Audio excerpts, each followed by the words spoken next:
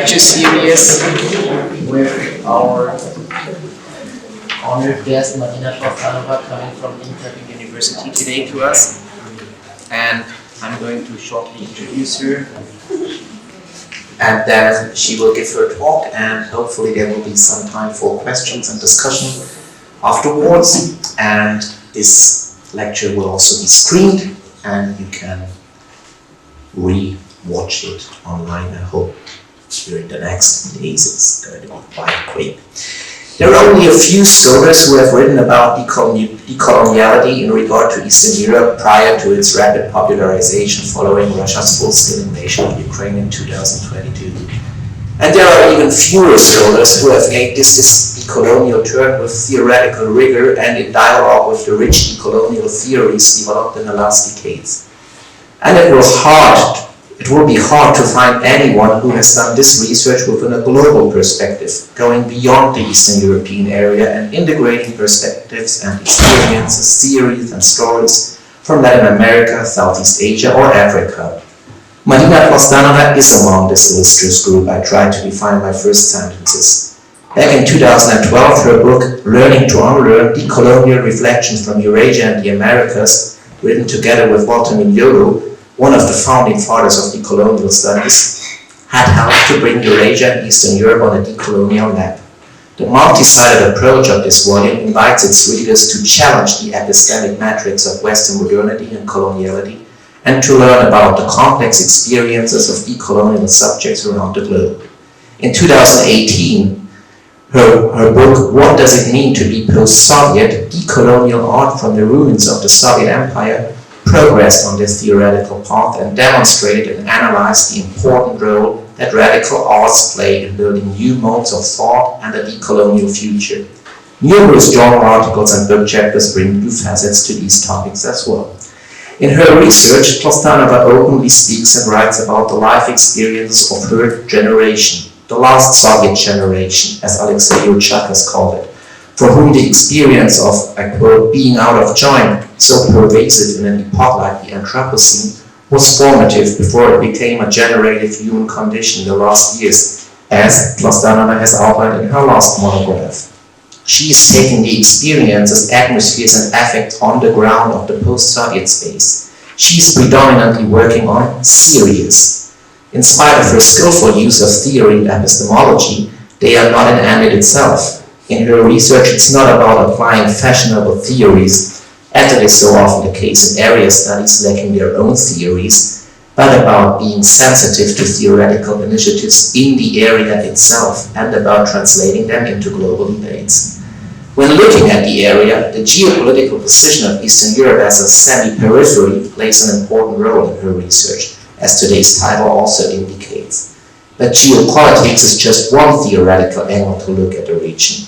Moreover, it's the interlinkages and entanglements of political and economical differences in power with social inequalities, questions of gender and ecology, epistemology and artistic expression that characterizes her truly interdisciplinary approach.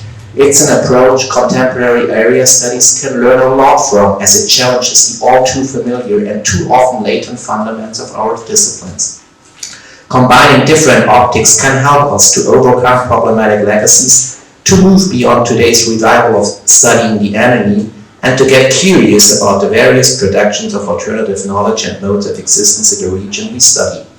What are our options under these conditions? Her talk will address them. A warm welcome to Madina Tlostanova. The floor is yours. Thank you very much. Thank you very much for your generous introduction, and thank you very much for inviting me, and thank you for coming. I'm really impressed with the audience coming, because nowadays nobody comes to lectures. I actually really hope that we will have a dialogue, we have a discussion after the lecture, and maybe you come up with more questions and reflections, and I will be able to learn from you, because this is why lectures are important, not because they're monologues, not because I came to give you some truth with a capital letter. Rather, I would share some of my reflections and some of the questions also that I have, and maybe we can reflect together on how to answer them. So first of all, I must say that I feel a little bit awkward being invited to this famous place, this famous institute, precisely because it is an area studies place, right? And I'm not an area studies person. Actually, I wrote many texts in which I criticize area studies and explain why I have a problem with them.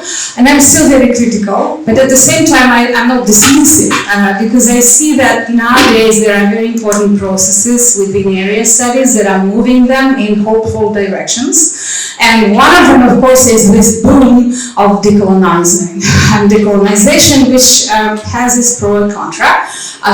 In general, it's good, of course, that we are more open to these issues, but sometimes I'm also skeptical about people using the decolonial paradigm and it becoming a new buzzword, a new umbrella term that is used about anything. And maybe later we will address this in a little bit in more detail. So that's why I have this long, awkward title, as you can see there, the changing trends in academic paradigms and the Eastern European semi-periphery, or is it possible to decolonize area studies? Because this question is asked all the time. I get lots of invitations in which you say, can you come and give a talk on decolonizing development? No, it's the same as say, can you decolonize slavery? You cannot, because if you decolonize development, then you just dismantle it.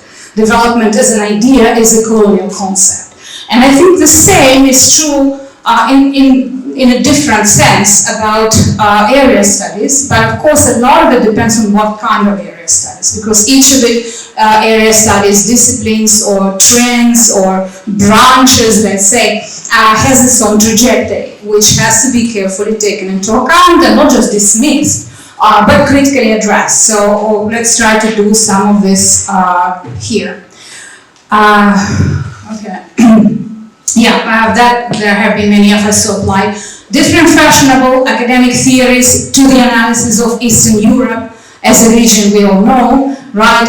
And it's interesting to see how different fashionable paradigms that were coming in the 80s and the 90s and 2000s and also in 2010s and after that, they are changing, and all of them are applied consecutively to this region, to the study of this region. For example, first it was postkolonial paradigm. Already in the 90s, I think there appeared the first works by people presumably from Eastern Europe or Central Europe, or at least connected with the study of the region, if not coming directly from these regions, who were trying to use some of the findings of postcolonial theory in analyzing the regional situations. And of course, some of it is correct, as you know, right? Some of it comes from the idea of the critique of colonialism and imperialism as such. But the problem there was that mostly the postcolonial theoretical books were written about the British Empire, and then later about the French Empire and its colonies, right? And so when they were applied to Eastern European material, and particularly to the Soviet Union and what came after, it didn't make much sense. Then in the 90s and a little bit later comes the period of decolonial option. Not decolonial studies, we don't call it studies, we call it an option, or we call it a decolonial thought, precisely because we don't want to be called studies. Why? Because studies comes from this modern / colonial paradigm in which you kind of look at the world from outside, when you are the subject and the world is an object, it's objectified, it's dehumanized if you talk about other people, other nations, other population groups, and also other species. So that's why we prefer not to say decolonial studies. And if we see decolonial studies, we usually think that, okay, so people don't quite get it. What is the difference between decolonial and, let's say, area studies or post-colonial studies? So there are important nuances here that have to be remembered, I guess, when we talk about this. But at the same time, yes, in the late 90s, early 2000s comes this fashion for decoloniality, and then it develops and becomes very much politicized in the last, especially 2 years, of course, or 2.5 years. As a result of this, many disciplines and post-disciplines, and including area studies, are decolonizing very actively. You can see it all over the place now. You can see that last year, for instance, many conferences in areas of the world were devoted to this problematic. I think in the United States there was a conference of this Slavic or whatever, Russian studies. I've never keep track of those associations, but I know that it was devoted to that. Here in Europe also, in Helsinki, for instance, in this Alexandria-Institut, also there was a very strange conference devoted to decolonization. Strange because I think for most people it's not something organic, it's not something that grows out of their research, but it's fashionable, and so they feel that they must somehow to address this. And so here for me is one of the issues, like one of the problems. Is it kind of really organic, or it's because of this fashionable trends, right? And then of course there are others like affect theory and new materialism. And this is another thing that finds its way or is finding its way into area studies in the last 10-15 years. Since I come from Sweden, I've been living in Sweden for the last 10 years, Sweden is one of the hubs of new materialism. And I see that many people who used to write really kind of political science-y research before, now all of a sudden started using new materialism as a tool, as a theoretical and methodological tool. Sometimes it does make sense. For example, if you're writing about ecological disasters and catastrophes that come as a result of geopolitics, as a result of conflicts and wars, like is happening today in Ukraine, for instance, right? You can easily use some of the insights of new materialism and other kind of research critical paradigms that deal with the nature-culture division, questioning the nature-culture division. So this is one of the ways to go, I guess. Then of course we come to something that was mentioned already in the introduction so nicely, that Eastern Europe and the post-colonial trend are not in such easy relations, right? And there comes the question, can we actually apply theory and is it enough? Or what are the discontents of this method? And here, I think most people today realize that you have to go not from some theory. You cannot apply theoretical concepts that were formulated for India or for Sub-Saharan Africa to Eastern Europe. And particularly if it's kind of complexified with this state socialist experience that also presented a very specific kind of coloniality, right? And so that is something that I think, if you ask me how do you apply decolonial theory, I say no, we don't apply decolonial theory. First of all, it's not a theory. So we don't apply decolonial concepts to Eastern Europe or to former Soviet Union. We think from these regions, we think from the geopolitics and corporate politics or body politics of people, and memories and experiences there, and we formulate and we rethink and maybe reformulate decoloniality from those perspectives. This is to say that decoloniality is not a set of frozen ideas and concepts, right? And nobody owns it. We can't say that I know what is the correct way to decolonize things and then I'm teaching you how to do it. No, you have to create it yourself, right? But of course there are certain premises that stay there, right? So although you rethink it and you recreate it yourself, depending on where you come from and how you think your situation over, there are also certain things that stay in the colonial ocean, such as the idea that modernity is not possible without coloniality, right? There is a darker colonial side of modernity always. So whenever we speak about wonderful positive sides of modernity, such as enlightenment, human rights, democracy, we have to remember that none of it would have been possible without the colonial side, without genocide, without the erasing of huge groups of population, without also enviroclimatic problems that humanity has to deal with now as a result of colonialism. And of course, another thing is that all of this is not over, right? So we can't say that colonialism is over. Neocolonialism is thriving today, right?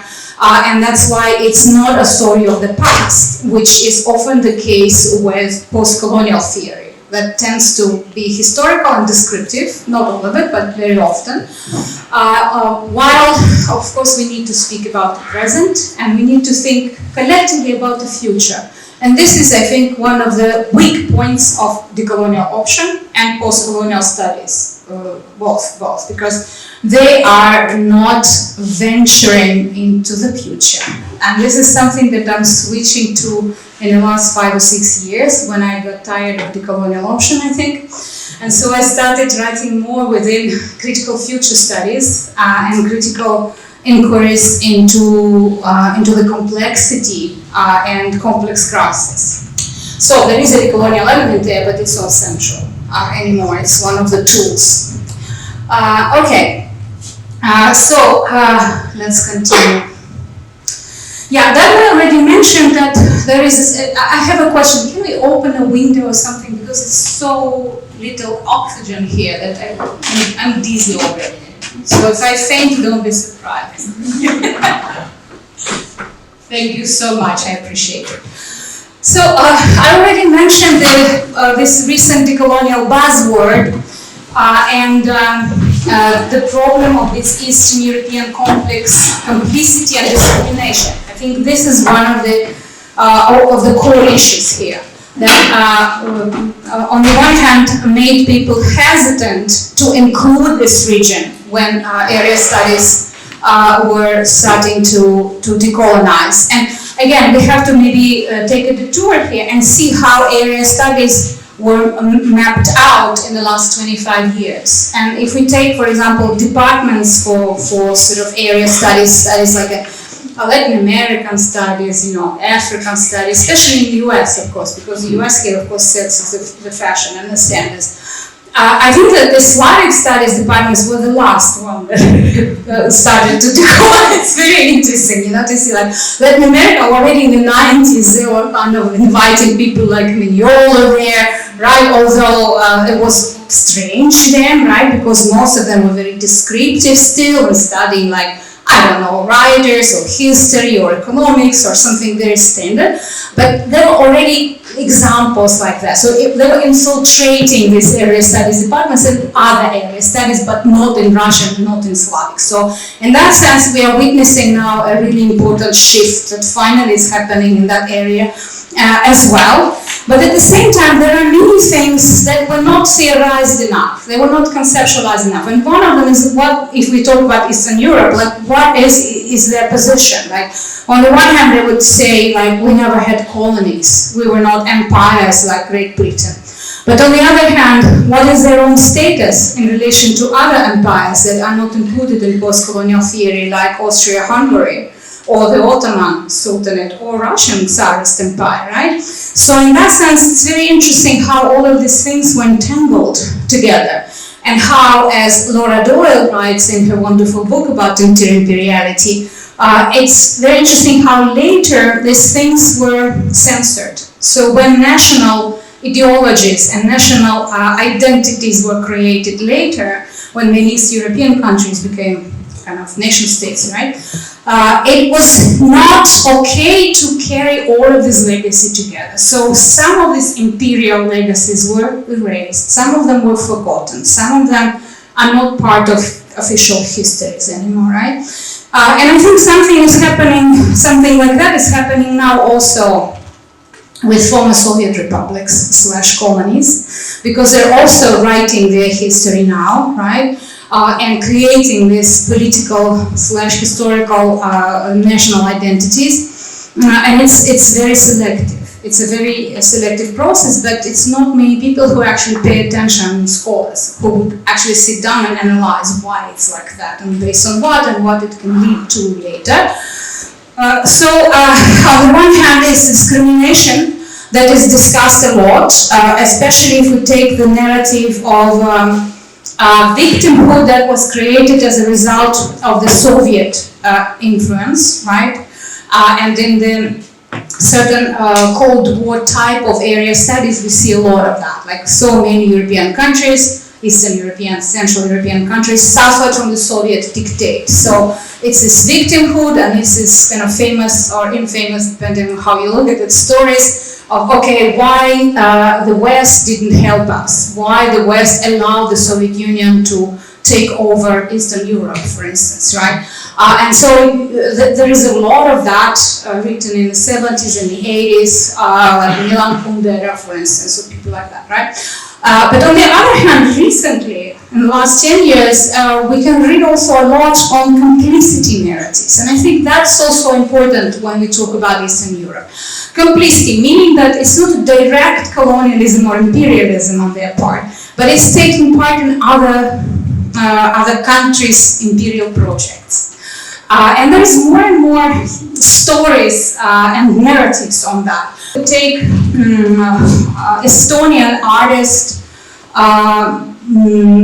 Kristina Norman is her name, yes. Kristina Norman. I think 2 years ago, not on this but on the previous Venice Biennale, she was representing her country in the Estonian pavilion. And she had a really interesting and intricate work in which decolonial discourse came together with new materialist discourse, with the Anthropocene discourse, because the whole story was focused and was based on the fashion for orchids, you know, the flowers, the exotic flowers. And so she tells a very interesting story of this complicity about a couple from Estonia, two Estonians, husband and wife, who are very kind of, lower middle class people from Estonia, and then they become involved in one of the larger colonial imperial projects, and they go overseas and they represent some other empire there, and immediately their role changes because they're seen as representatives of this imperial mission. They are seen as white people in the overseas colony, and it's amazing how this new role changes and how this complicity works and how their discourse changes also. But at the same time, when they go back home, they go back to the unique situation because there is different other groups of people. There are different other groups of people in the Baltics that occupy a more important social and political space, like Baltic Germans, for instance, right? So it's really, really intricate and really interesting how then this discourse is manipulated and how it's important to talk about some imperial colonial connections like the Swedish one, for instance. So it's okay to speak about Swedish colonialism as benevolent colonialism in Estonia, or while Russian colonialism, of course, is always seen differently, right? And usually also very interesting, the Tsarist part is completely erased from the collective memory, and it's also only the Soviet part that is discussed. So it's an amazing story that shows how complex it is and how it does not really fit the black and white post-colonial theory schemes. And it needs some new concepts, some new theories, some new people who would maybe come and try to come up with theorizing this, because otherwise we would always be either neglected or we will be taken to something that is not actually about our history. And there are more and more people, I cannot say that it's not happening. There's already people who are trying to do that. For example, in relation to Ukraine, there are several books in the making, and one of them I know is Svetlana Bidarieva because I was one of the peer reviewers. And she comes with her own rethinking of coloniality in relation to Ukrainian situation, which I think is wonderful. And it is done not by somebody from the West again, but by a Ukrainian scholar who really knows what she's talking about.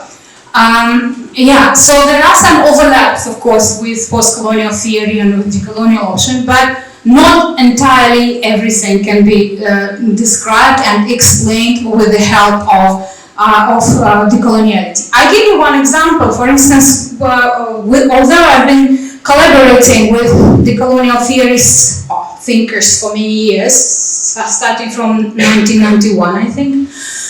Or later we started writing together with Walter Mignola. We wrote several articles and the book that you mentioned. And I mean, I was really part of their collective. But from the start, I must tell you that there were certain things that always did not translate. Because I knew some of the things about our history, meaning this Eurasian history, meaning also Soviet history, meaning post-Soviet.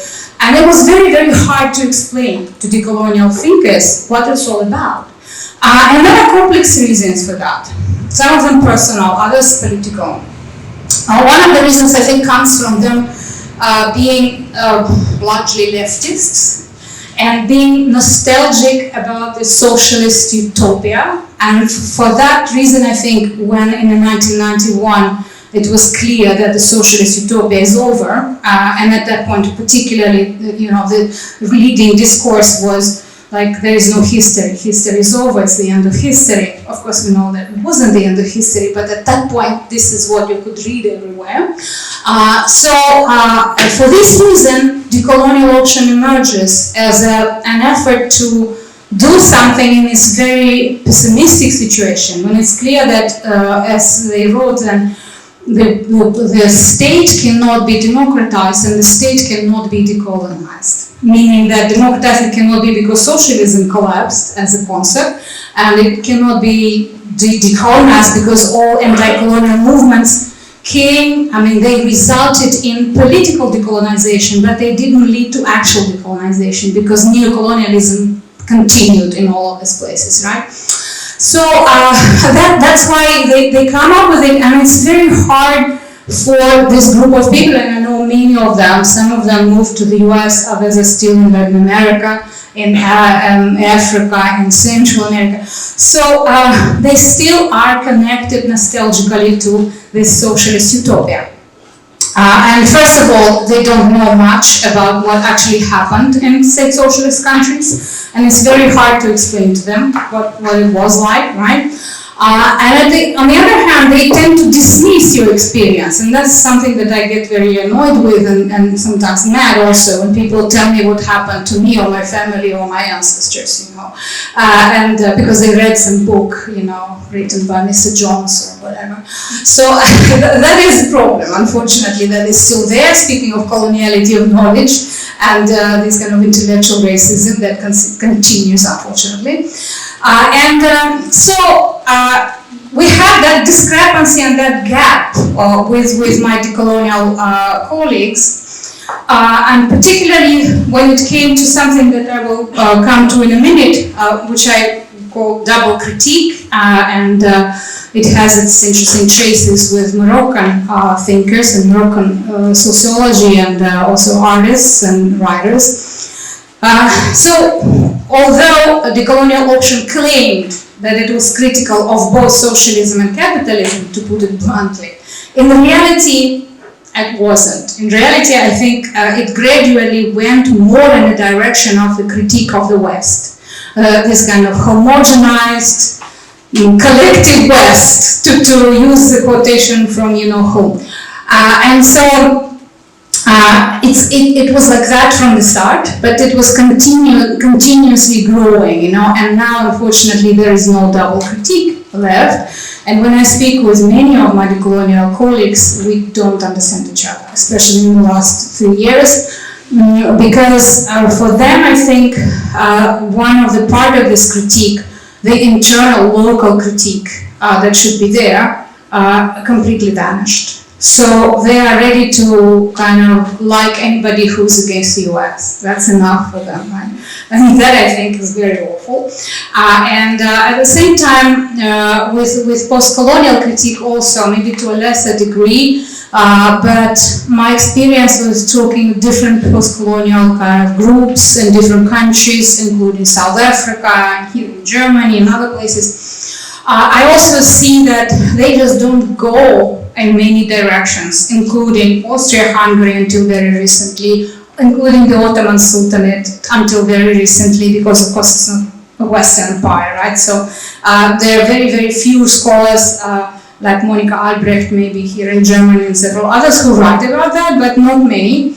And certainly not the Russian/Soviet Empire. That was something that emerged recently, and I can tell you from my own experience, when I was still living in Russia, I started writing about this back in the 90s, and my colleagues just dismissed this completely. I mean, they didn't want to hear about that, and none of these books was possible to publish in any kind of central publishing houses, and that's why at some point in the 90s I just stopped writing in Russian because there was no point. It was not possible to publish anything, so it was easier to write in English and just send it to one of the Western publishers. But it creates also a very strange feeling, like, you live there but you don't exist there. And that's why it's funny and sad to me now that all of a sudden it's so fashionable and everybody is decolonizing everything. People from Moscow call and say, would you like to give a lecture on that? No, I don't want to give a lecture on that. Thank you very much. So, but it kind of is very, very typical, I think, a very kind of typical situation, which shows how flat it is and how superficial this buzzword actually is for most of the people. Another problem is that why I'm so hesitant in using decolonial now, because everybody's decolonizing everything, so it can be outright, it can be out-left, it can be conservative parties that use it, it can be some opposition, so to say, not all of it, but some of it is also using it. It can be very official neo-imperial ideologies that are also using this word in their sense, and again, completely lacking this doubleness or multiplicity of critique, because that's one of the typical moves of the Russian/Soviet Empire, like, let's criticize the West for its imperialism and colonialism, but would never admit that we're also doing the same. And actually not even being original in that, because the Russian Tsarist Empire and later Soviet Empire were copying many elements of imperialism and colonialism that already existed and was used by French Empire, by British Empire and others, because it was so different. I mean, the colonies were so different. The policies were also, as you might know, very different. For example, when the Russian Empire was colonizing my native Caucasus in the 19th century, the official discourse was this: people living there, like myself, I'm Circassian, so Circassian and other people of the Caucasus, of the North and West Caucasus, are savages. They were likened to Amerindians. And so the idea was they have to go, they have to disappear, it's not possible to assimilate them. So they just have to be, that's what happened, 90% were killed, 10% were shipped to the Ottoman Empire. But when they go to Central Asia much later, in the end of the 19th century, it's already a different tactic. It's more like the British Empire, I would say, in the sense that it doesn't at first interfere into local way of life, into religious way of life. It allows for Islam to go on, and only when the Soviets come, they drastically kind of interfere into private life, and of course ban Islam and deal with issues like women emancipation, the so-called emancipation of Central Asian women. So what I'm trying to say is that, again, on the one hand, it's very mimicking. There are many things that were taken from the experience of other empires. On the other hand, it's not original, but the way they are using it and the way they are kind of mixing it is maybe not unique, but original. And it has to do with the multiplicity and diversity of the people of these actual colonies of this empire. So it's very difficult to answer this question: how do we think decolonially from Eastern Europe or in Eastern Europe? Because a lot of it depends on where exactly we're talking about. There are so many different national histories, right? There are so many different entanglements of several empires on one small territory, and layers of cultural influences and imperial influences that all exist together, and so all of this need to be taken into account. Now, of course, you already realized from what I said before why I'm critical of area studies as a framework, and why it is maybe not impossible but difficult to decolonize area studies. Because if we do that, we have to change them drastically.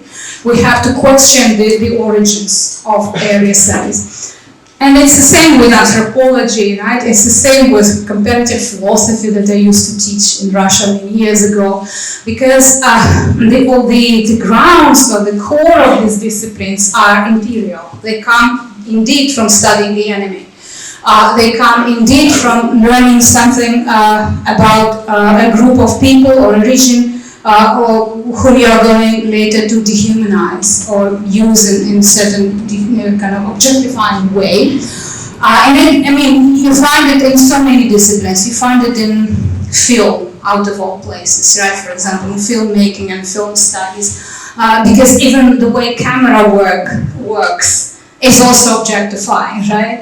And that's why currently, for example, so many decolonial feminist filmmakers are questioning this camera work and how you can decolonize it and what can you do to change the touristic gaze or the male gaze or objectifying gaze, and how can it be done even with cameras, to say nothing of researchers and their views.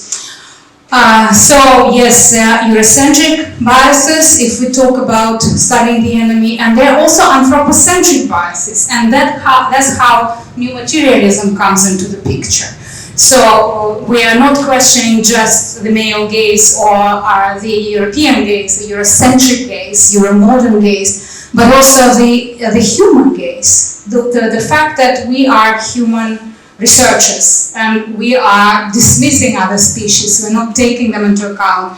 And it's one of the most difficult ones, because you can write all you want about it, but it's very difficult to actually take into account seriously the position of trees or animals, or you cannot interview an avocado or something like that, but at the same time there are really interesting works being written now in which these kind of elements are present, and I think this is one of the ways of rethinking area studies, how to let these new materialist critical Anthropocene theories enter our discourse. Why? I can tell you, it's not because it's fashionable, but because it's something that we all share.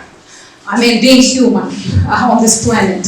And because it's so hard these days to find some political ground or ideological ground on which we don't meet. It may be impossible. But there are certain things that we all share because we live on this planet.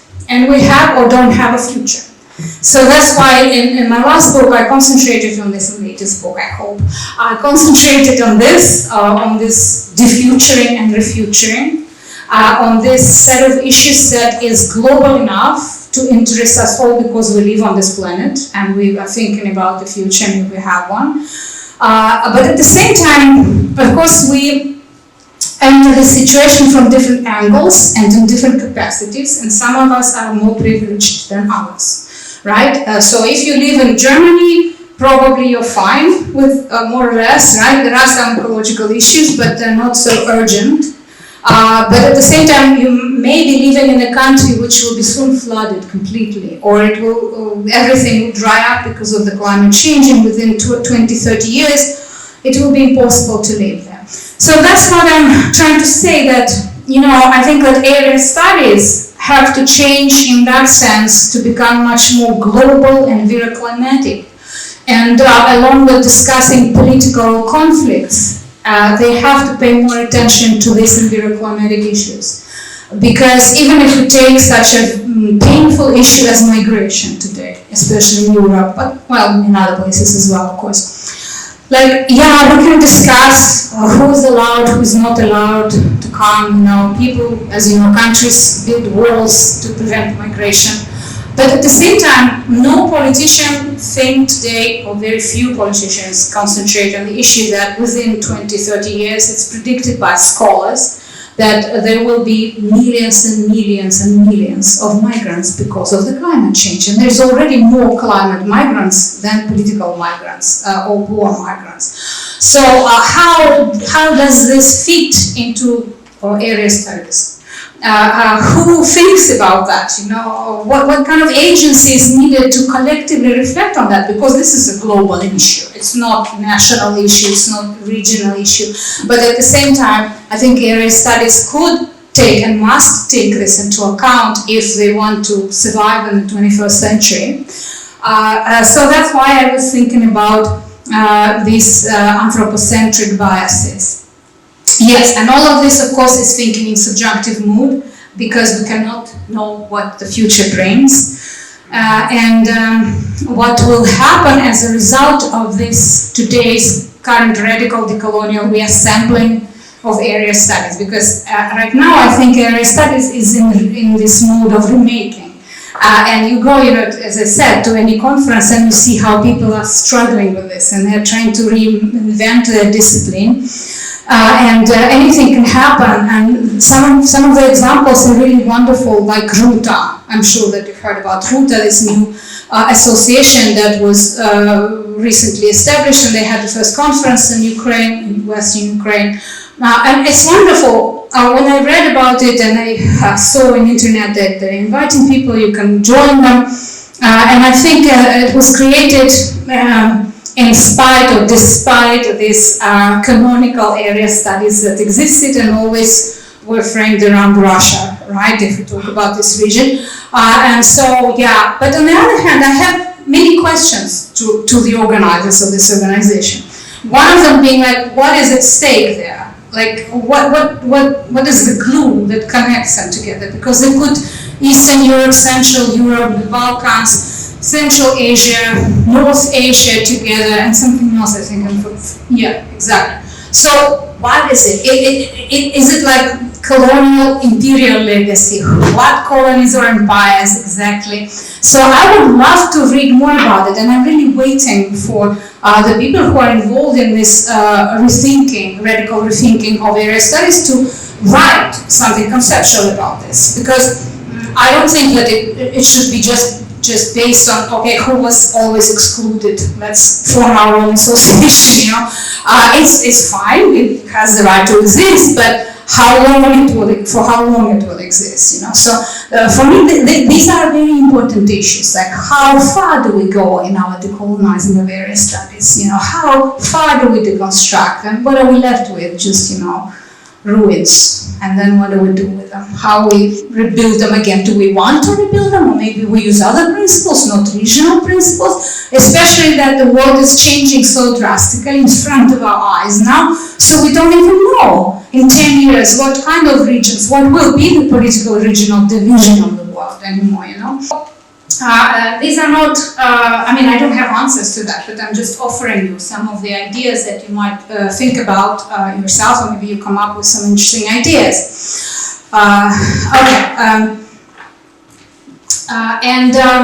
These are some of the ideas, and as I said, I don't force you to agree with them, and they're not kind of final, but these are some things, some directions in which you could go. First of all, it's inter- and post-disciplinary, and it's relational and it's transversal. Now, you mentioned that I'm very much into this transdisciplinarity, and it's true. I would even say I'm anti-disciplinary person. Yes, I'm against disciplines. Finally, I found a place in Sweden where people like me, misfits like me, should work, because the institute where I work is called the Institute of Thematic Studies, and it's the first interdisciplinary institute that was created 50 years ago in Sweden, precisely for that. Let's not deal with disciplines, let's work with problem-based research. So we have 4 temas, thematic studies, so 4 themes. Now, there used to be others, but now we have 4, around which we work, and there are no disciplines. So one of them is called child studies, another one is called gender studies, where I work. The third one is called technologies and change, something like that. Society, technologies and change. And the fourth one is environmental. So as you see, there are complex problems that are in the center of each tema. And then researchers come from different disciplines, post-disciplines, transdisciplines, and work together on solving this problem, so to say. It's not ideal. I have a lot of critique of how it's implemented, but I think that it's much better than the old approach based on disciplines. And I think this is a way to continue area studies also, to make them even more transdisciplinary and more transversal, and based on the relationality, based on the idea that it's not possible to solve the complex issues of today using one discipline, or using one approach, or using one theory. There has to be a dialogue between different people coming from different traditions of research, let's say, and bringing different methods of inquiry. It's very simple, but it's very hard to implement sometimes, because at universities and academia in general, people still cling very much to their disciplines and to where they come from. And I can see it everywhere, even when I deal with people who claim to be transdisciplinary. Like if you take the Decolonial school, for instance, it's like interesting because most of them are sociologists, so they think in sociological terms, which annoys me very much because I'm a literary critic by education, right? So yeah, but there are a couple of literary critics who went to school in Paris in 1960s. So of course, whatever they learned there is mostly based on semiotic tradition, right? Which also has its limitations, I would say today. So and it's very interesting because you always see where people come from. And I'm not saying that I'm ideal myself, of course, because I told you I also I had a very classical education in that sense, like a philological education. But I never had a chance to practice my discipline. Because when I graduated, all literary schools and departments closed down because literature was considered something unnecessary, right? So I had to switch and become a professor of philosophy.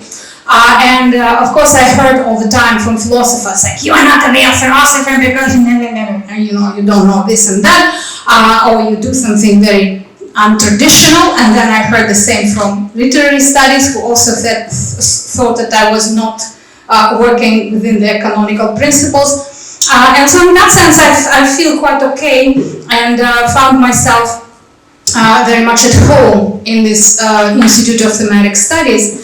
But I think that it's always an extra effort for people to kind of go beyond the limitations of their discipline. And maybe it's good that area studies are being so drastically rethought now, so that you don't have to do it. Okay, we had to do it, but now students of this generation will already be getting knowledge which is already antidisciplinary or transdisciplinary, and that should help you, at least theoretically speaking, in the future. And then, of course, the question we already mentioned, the geopolitics and corporate politics of knowledge production, or who and from where conducts research. That is something that people don't think about still, which amazes me a lot. Maybe because, as I said, I work within feminist studies, and in feminism and gender research, this is the first thing you do. Whatever paper you write, you start it with self-positionality, right? And you explain where you come from, and you criticize your own advantages and disadvantages, and you explain how it relates. For instance, I work at a department where one of the programs in which we teach is called Intersectionality, Gender and Change. And our students, when they write their MA thesis, they always start with that. They analyze their own positionality. And I think it's a wonderful exercise, self-critical exercise, because it allows you to realize how you connect to your own research. So you don't detach from what you're writing, you don't objectify, you don't hide behind theory formulated by someone else, but you're very much part of us. But of course it's hard. It's very hard, and you have to defend that position, and you have to prove all the time, every day, to everyone, on academic level, whenever you send your article to a peer-reviewed journal, that this is actually okay, that is acceptable, that this knowledge that is not objective, but on the other hand is connected very much to your own positionality, is not unscientific. Because unfortunately still, within any kind of studies, including area studies, the predominant paradigm is what? Objective paradigm, that research should be objective. who knows what it is? I mean, I don't know. And also, another thing is that it's very positive oriented, right? So you have to describe something that actually exists. And if you're writing about the future, it's not serious, of course. You're just some kind of crazy person with predictions. I struggle a lot with that myself, because I mean, as much as I hate academia and universities, they still have to be there. And when I was writing my latest book, I realized that nobody in academic world is going to publish this. If I write about the future, and I write it as if it was an article, so that's why I call it subjunctive mood, because it's really subjunctive mood. So what I did instead, I wrote part of it in the form of speculative fiction, like stories, right? So it's stories about near future. And in a story, in contrast with an article, you can do anything. You can go really crazy and wild. And you can talk about your ideas and how you imagine the world of the future. But do it through showing rather than explaining. That's the basic difference with fiction, right? And that's why I like so much increasingly artistic research. I think that art, film, theater, literature, of course, fiction, are legitimate ways of making and doing research, and maybe sometimes more interesting and insightful than what we scholars do. I mean, it will take another 25 years for social researchers and even critical social research to kind of summarize and make sense of what is happening today. But the artists are already doing this. I mean, you look at the art that was created by Ukrainian artists during the war, for instance, in the last 2 years of the open invasion. Look at Central Asian artists. They're amazing the way they think about the past and the future and the memory. And I think in a lot of cases it affects much more and directly the audience than some article that was published in peer-reviewed journal and nobody's going to read this article, So in that sense, I'm very much moving in that direction. I work a lot with artists, and I do a lot of things in Central Asia, and also in the Caucasus, and in Europe, of course, as well, with artists. When we think together, when we share our ideas for future projects, we come up with some video art, we come up with some drafts, and it's amazing because you learn so much together, again, from each other and together in this kind of dialogical way. And in that sense, I think that these are legitimate modes of inquiry for sure. These are some of the things that I think can be used and should be part of any critical thinking today, including area studies. Some of them you know, of course, like intersectionality. It's a very well-known paradigm, right? I'm sure that you took some courses in which intersectionality was mentioned. And I put it together with border thinking and inter-imperiality because all of them are somehow related with relationality, related to relationality, let's say, right? To this complexity of the forms of discrimination and the fact that it's all dynamic and never fixed and essentialized, and we can't say that anybody is always in the position of a victim or in the position of a perpetrator. Changing, it's always in this kind of entangled way. So intersectional framework is very important, and it kind of drives us away from black and whiteness, from again essentializing, from objectifying, from using this sort of dehumanizing attitude. And another one is the double critique that I also mentioned today. The double critique was formulated first by Abdelkhabir Khatibi, who was a Moroccan sociologist and writer, and who wrote in the 1980s, I think, a novel about that and then a set of articles, in which he explains that double critique is double because on the one hand it has to do with the global Orientalism and racist attitude of European enlightenment and European modernity to people in Africa and to Muslim people.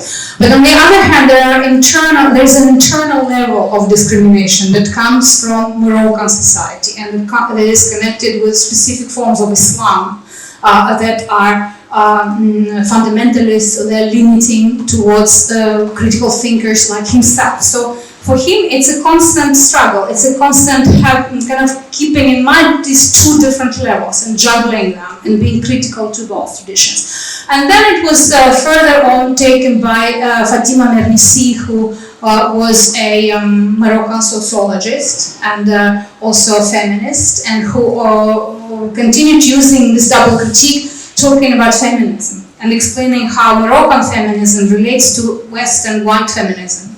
And how it's a double critique also, because it's critical of white feminism, but it's also critical of generally non-feminism of any kind, right, including its own local versions.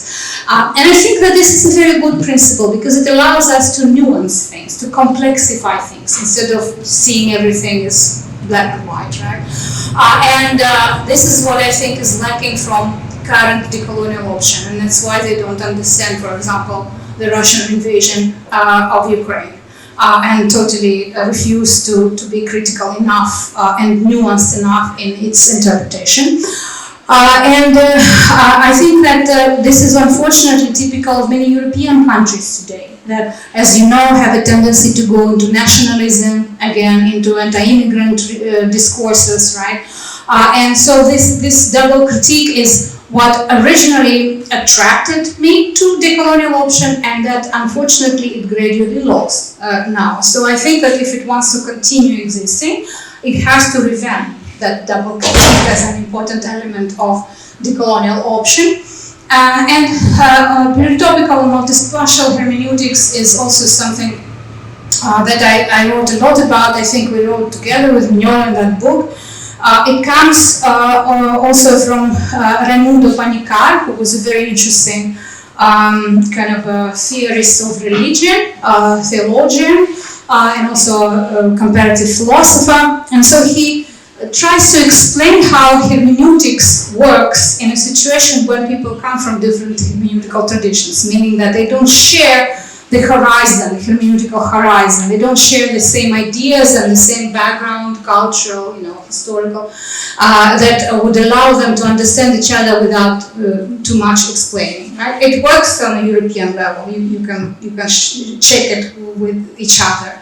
Like there are certain things that you share because you have similar education or you remember similar histories, but it doesn't work with other cultures. And so Panikkar always talks about that.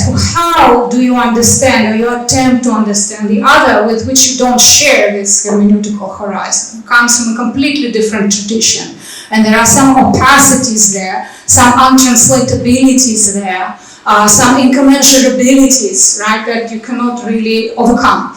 And it's a lot of work, of course, but also it's a very much a political task, coming back to area studies, right? So it's a political task of how to make this love for the distant other, who may be not attractive at all, maybe you don't like that other, but you have to develop and nurture love as a political category. And it's a very difficult task. But without it, we have no future indeed. So this, I think, is something that area studies, rethought area studies, maybe has to address. I'm just seeing what we've left out. One of the decolonial theorists whom I really love, I think she was the most interesting among the decolonial people. Unfortunately, she passed away a few years ago. Her name is Maria Lugones. Maria always stood apart a little bit from these decolonial kind of canonical figures, although she was part of the decolonial summer school for many years in Netherlands that was organized by Rolando Vasquez and Walter Mignola, but she was very independent. And I think that her ideas were much more interesting than some of the sociologically based decolonial option. But unfortunately, she's not so well known, let's say, and she's often seen as a part of the feminist canon more than decolonial, which is not actually correct. Maria Lugones also writes about love as a basis for interpersonal communication, and she connects it with non-agonistic play. And that, I think, is one of the key categories when we talk about modernity. So modernity is seen as based on agonistic principle. Agon, if you remember from ancient Greek, cultural courses that you've taken has to do with competition. So competitiveness, rivalry, based on agonistics, and many modern / colonial games are based on that, right? You have to win, and that's why you have Huizinga, you have Gadamer, who all write about that, and we discuss games, and they have a hierarchy of games, and they talk about the proper games that always have the winner and the loser. And modernity is very much about that. We all learn that from very early on, right? At school already. You have to win, you have to be better than others. So Maria is trying to question already in the 1980s this principle, and she says that what about other types of games in which you don't have to win, in which you are playing just because you share this fascination with the world, for instance, and you work together, you play together, not because you want to win, you see the other as a rival.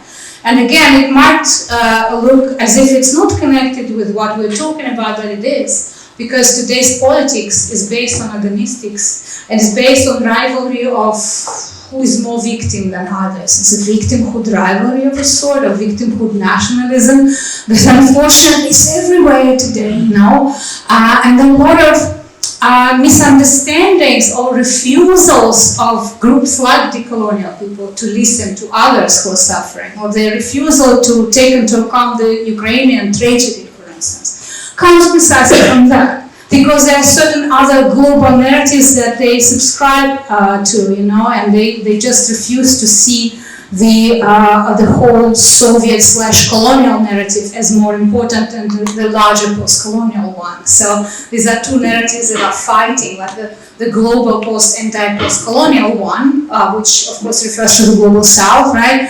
And the one is more connected with this specific Soviet kind of colonialism and post-Soviet one and imperialism.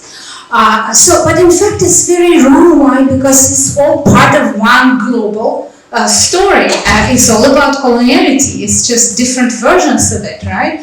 And so it needs someone or a group of people who will sit down and actually see these connections and realize that there's so much in common there, and it's just some personal, some political reasons of why it was never taken into account. Why, for instance, Edward Said, who wrote a wonderful book that you all know about Orientalism, never wrote about Russia and Soviet Union there? It's a very good question, and there are several good articles written about that. That is one of the stories here. It's very nice that in Eastern Europe and Central Europe, there are scholars who are writing broadly in decolonial framework, but they are doing so not because they read manual or not because they are quoting some canonical works, but because they come to these ideas themselves. And here you see the three authors from Poland, Bukovetsky, Varsiniak, and Wróblewska, who wrote recently a very nice article where they use double critique also, but they use it not because they read Khatibi or Mirnisi, but they come to that idea analyzing the situation in Poland and trying to write how Poland was affected by foreign invasions of different kinds as they address them, but also how the situation is affected by internal nationalism and some conservative forces. And so the double critique is kind of balancing on this and taking into account all of these complexities.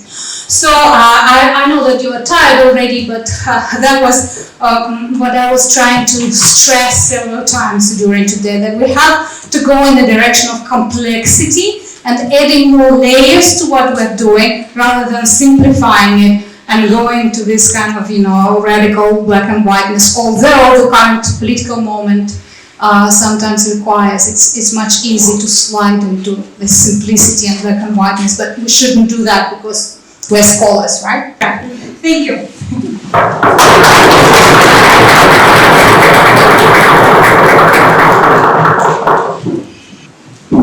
Thank you very much, Madina Tlostanova, for this inspiring and very lively lecture. I think we have about 20 minutes left for discussion, and I'd invite everyone in the auditorium for this sort of questions. Hi. Thank you so much for this lecture. Can you hear me? Not really. Maybe I give you the microphone. Turn it on.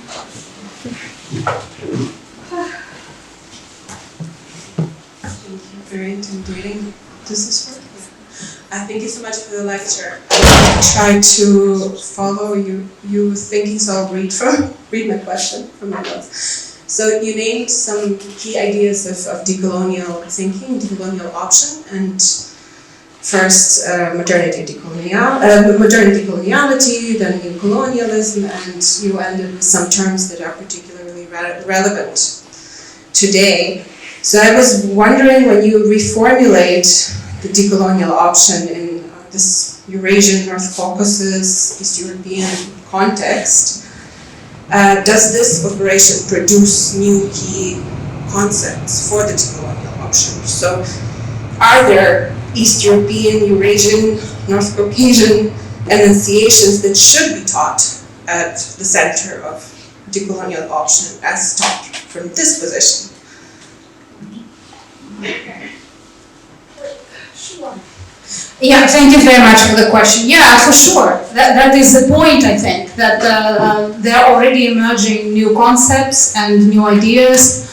For example, Svetlana Bidarieva, the Ukrainian scholar that I mentioned, I think her book offers one of those concepts. It's called Decoloniality or something like that, when she analyzes Ukrainian trajectory. And the book is not out yet, it's going to be soon, but I already seen some information on the internet. And myself, and I mean, when I first started working on that, like 20 years ago or something, I was attracted to the idea of an imperial difference. And although it was first formulated by the colonial option and within the colonial option, I think that it acquires a completely different meaning when we apply it, or we try to kind of see how it works in Central Europe or in Central Asia, because it's different. Because when they were formulating it, they meant basically the Spanish Empire and certainly not the Russian Empire. So when you come to the Russian or the Ottoman Empire or Habsburg Empire, of course the imperial difference has to be rethought completely and taken deeper. And so this is one of the examples, I think, that I mean it has been evolving since then. And I mean the question is, yeah, how much it will become part of the canon. But then the question is, who is the canon? You know, because on the one hand, they all claim, I mean, like Mignola and Walsh in their book of 2018, they say that nobody owns decoloniality, right? So it's free and open, you can interpret it the way you want. But on the other hand, they're very kind of sensitive to how people use it, you know, so, and I also see a very unpleasant tendency that at some point they were more global, but now it's kind of shrinking. It's going back to a very local Latin American context that of course has very little to do with us. And so I think it had its moment in the early 2000s, but now the original decolonial option is not something global anymore. But strangely enough, the word itself, the concept itself, already becomes this buzzword and is very disconnected from its original context. And that's the challenge now. You don't know who means what by decoloniality, right? But then I'm also thinking that maybe we should just kind of let it go, the term itself, you know? It had its time, but now it's time to come up with something else. And maybe I mean, in a sense, we don't want to be misled by this colonial and coloniality, because what we mean is much, much different from what they originally meant, you know. So here you have all the, you know, you can create more terms yourself now in your own work, more concepts. Okay, more questions? Yes. Thank you very much for your lecture. Since you were saying that we need to complexify things even more, right? I was wondering whether the actual disciplines contribute to the difficult task of decolonizing area studies. I'm thinking here in particular about Central Asian studies as a more of a newcomer to area studies. And this is in connection to the political science and IR that I'm making this kind of hypothesis, which actually work, either don't work with kind of methods that would contextualize faraway regions, or in case of political science, which is very much now becoming quantitative, for them they usually would come and take area knowledge studies to make their big theories, and this way basically reproduce and perpetuate certain colonial assumptions within the area studies. And that's why there is a link between disciplines and area studies. So if you want to decolonize area studies, you also actually have to tackle with those disciplines. And not to mention that some of these disciplines are, of course, Eurocentric and, of course, also orientalizing certain parts of the world. Okay, yeah, absolutely. But I mean, the fact that discipline shouldn't exist, I think, goes without saying. I mean, we don't have to talk about that. I mean, all of it has to go. I mean, area studies is like sort of a combination of disciplines, but disciplines themselves, I mean, they were criticized already in the 19th century. And it's amazing how they still survive until now. Yeah, but they do. You're right, and very, very much so. And whenever you want to try something, let's say, about Central Asia, you are stuck because there will be kind of people with policing, right?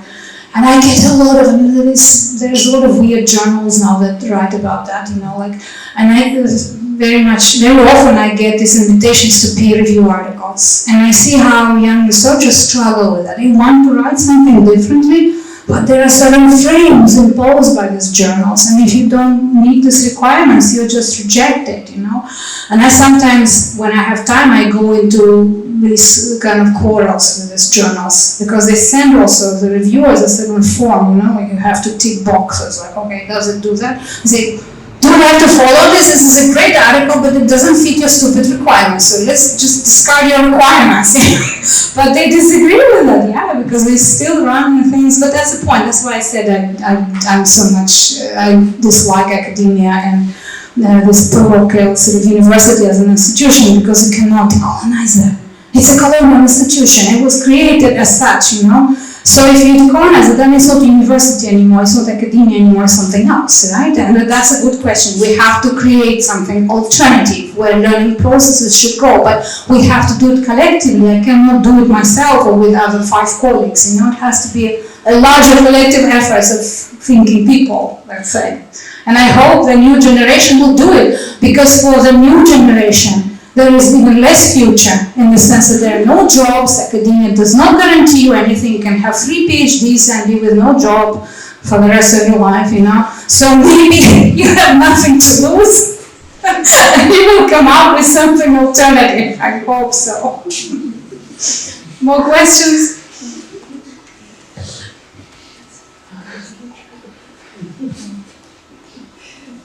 Okay, please. It's a question.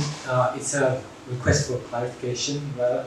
You mentioned at one point that the language of the decolonial thought is being co-opted by reactionary forces, by conservative forces. And what is the implication of this phenomenon for decolonial, for the decolonial thought? Is it the task of scholars who work within this tradition to stand up somehow to these forces, or is it more the task of politics? Okay. So my question is, do scholars such as yourself have a responsibility to raise their voice against these forces? And examples would be, I guess, Putin's language of anti-Western colonialism, Western colonialism, and also recent example would be Georgian ruling party, stressing Western colonialism while completely ignoring Soviet imperialism. Okay, thank you. Yeah, it's a very good question. Unfortunately, of course, as scholars, we cannot do much. We can write something, which I do all the time. I write interviews about that, it's published everywhere, lectures are everywhere, where I explain this, that it's not the same and it's not what actually the decolonialists meant, of course, right?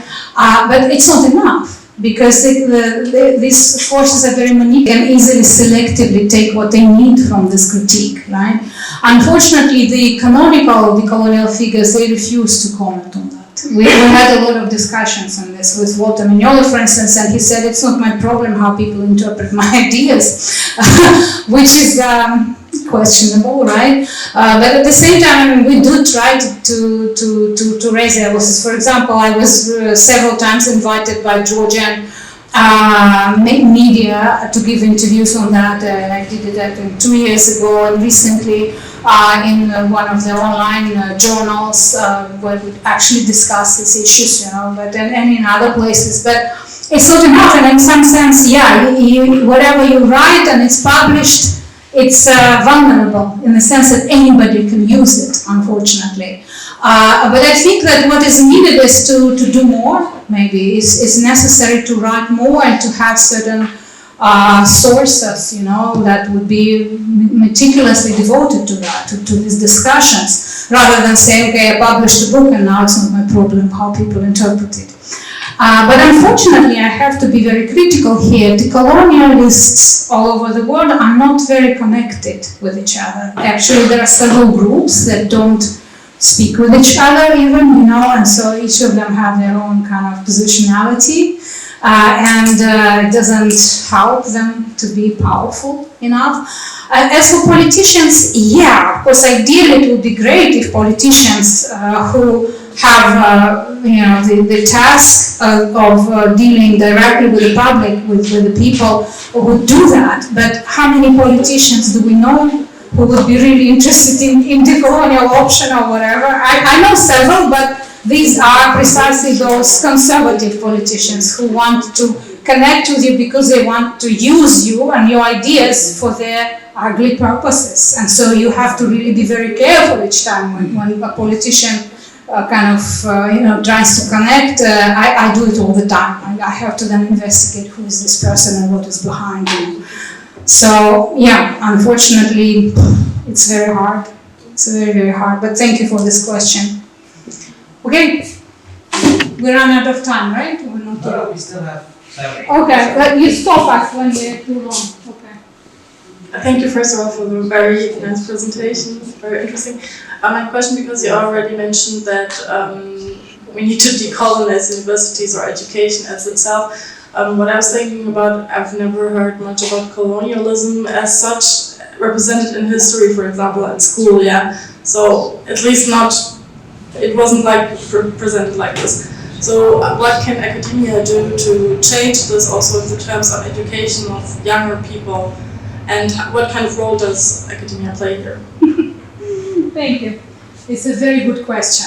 One of my favorite topics, why university cannot be decolonized and museums cannot be decolonized. We have to build something else instead. But on the one hand, yes. But on the other hand, since we're still in the belly of the beast, and we have to do something from inside the university. We cannot just sit there and say it's impossible, so just let it be colonial. No, of course we act as tricksters, right? Mm-hmm. So you cannot deal with your enemy because you are too weak, but you are cunning. And so you use something to outsmart your enemies, so to say, right? As any tricks in a fairy tale does.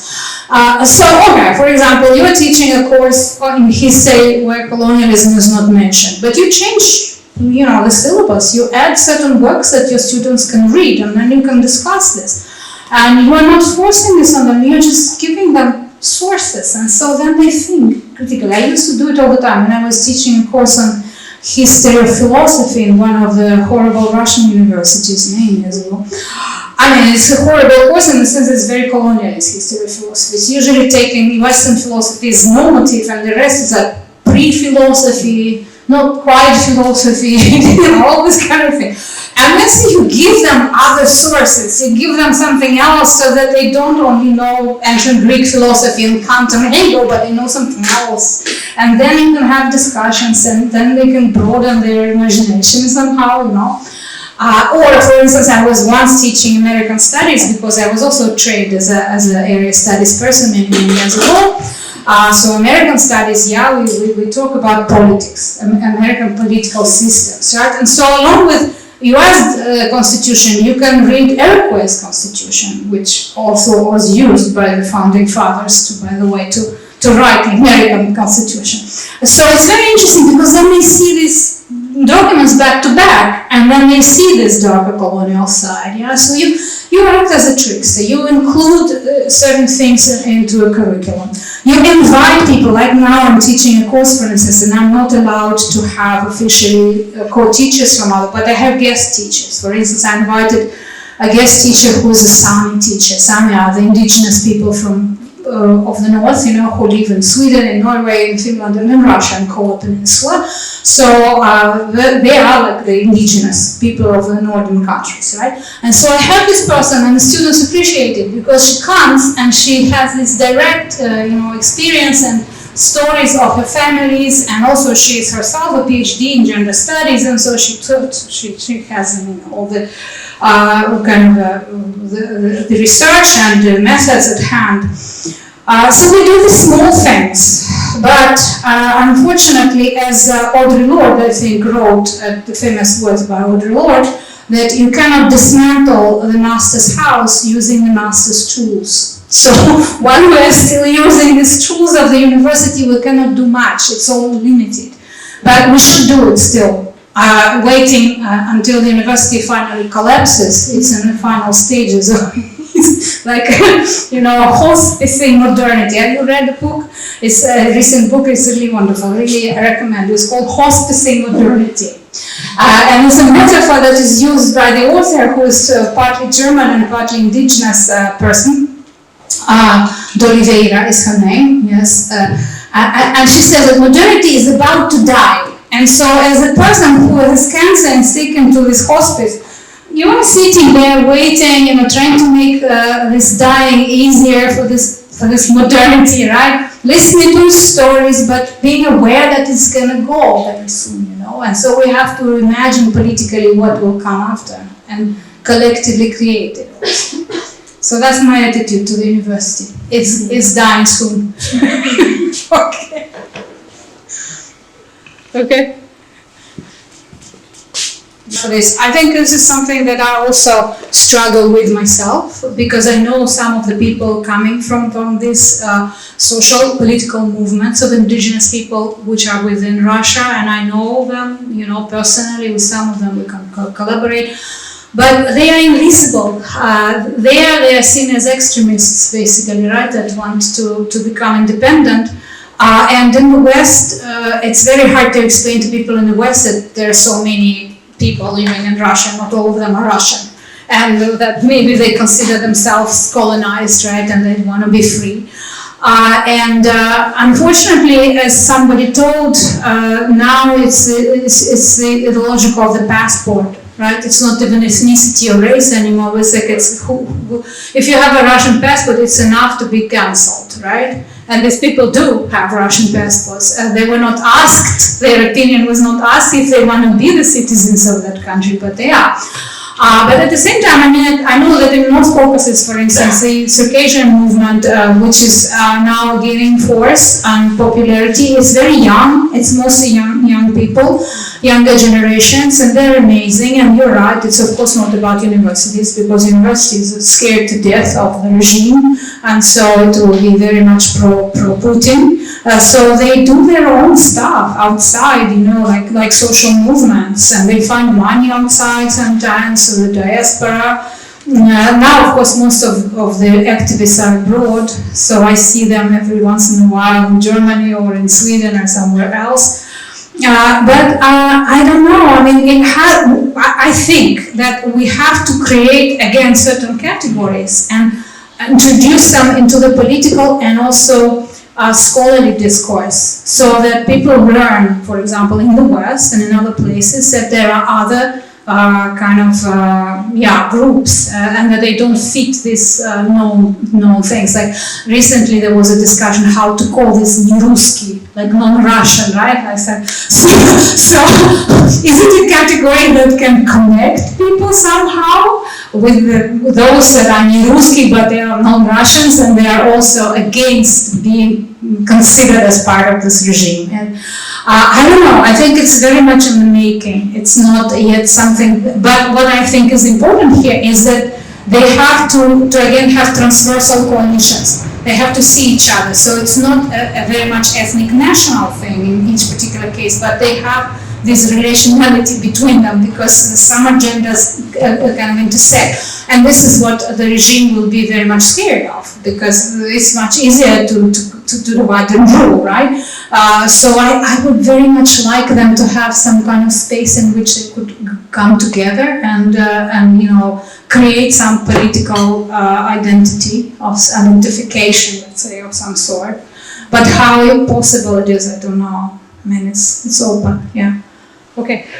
Do we have time for one? I don't know. Do we have time? Please, one last question, yes. Yeah. Oh, okay.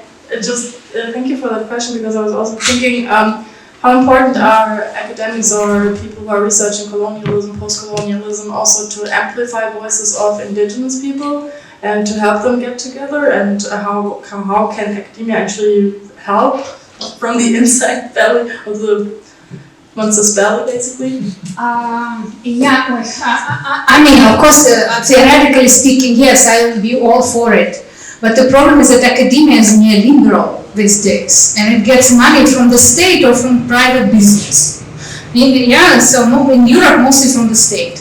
And the state, each state has its, prevalences, like what is more important. And I'm not sure that this will be considered as the most important issue by the state. For example, in Sweden, where I live, there is a list of things that are prioritized by the state and for which it gives money to universities to develop. And among them, there are no area studies, by the way, and much less indigenous people, unfortunately. It will be technologies, robots, artificial intelligence, something else, like that.